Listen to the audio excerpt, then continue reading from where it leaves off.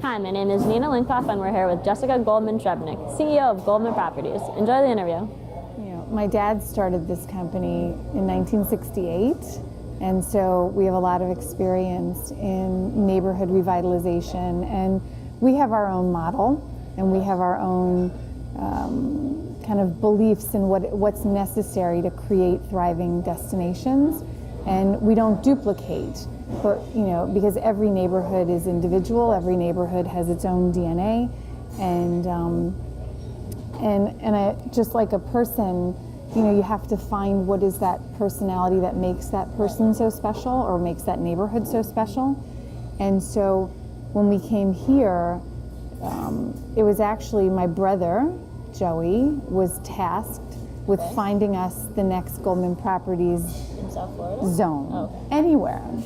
And he really made his way around, and Wynwood was where he marked as, this is the place, this is where we need to focus. And it was an industrial neighborhood, unlike in any other part of the world. There was no architectural significance, there was no historic significance, which was something somewhat different for us as a company, because we've always gone into neighborhoods where there's been those components. But what was here was graffiti and street art, and there was a real grit and a real kind of purity to the neighborhood. And a lot of people didn't quite understand why this is a place that we would find to be incredibly exciting and very opportunistic, and so we started buying real estate here and critical mass of real estate, which is what we do. And as New Yorkers, born and raised, we are used to walking. We're used to a pedestrian neighborhood, and Miami was lacking that type of a neighborhood. And this was very centralized as a location. You're 10 minutes from the airport, you're 10 minutes from downtown, you're 10 minutes from South Beach, from everything. And so it was like, it had all the perfect elements. It had a grid system, it had density of buildings, the scale was really understandable and not too large, but it had real potential. And so, this was a really ideal opportunity for us, and that was in 2006. And then really we took the art component and just blew it out of the water and invited people from all over the world to come, and really set the tone for what this neighborhood would be. And this neighborhood is going to be one of the most important neighborhoods in the world for public art.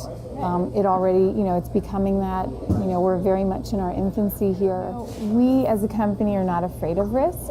It's something that we are very used to. It's something that my dad has taught us to, believe in yourself, believe in your abilities, and believe in the vision that you see for a neighborhood and see the positive in everything. And so where most people would look at a neighborhood like this back in in the early, in 2000, the early 2000s, they would see what was right there. And so what we do is we try to see beyond that. We see what it could be, and what it could be, and what was needed here was a center for the creative class.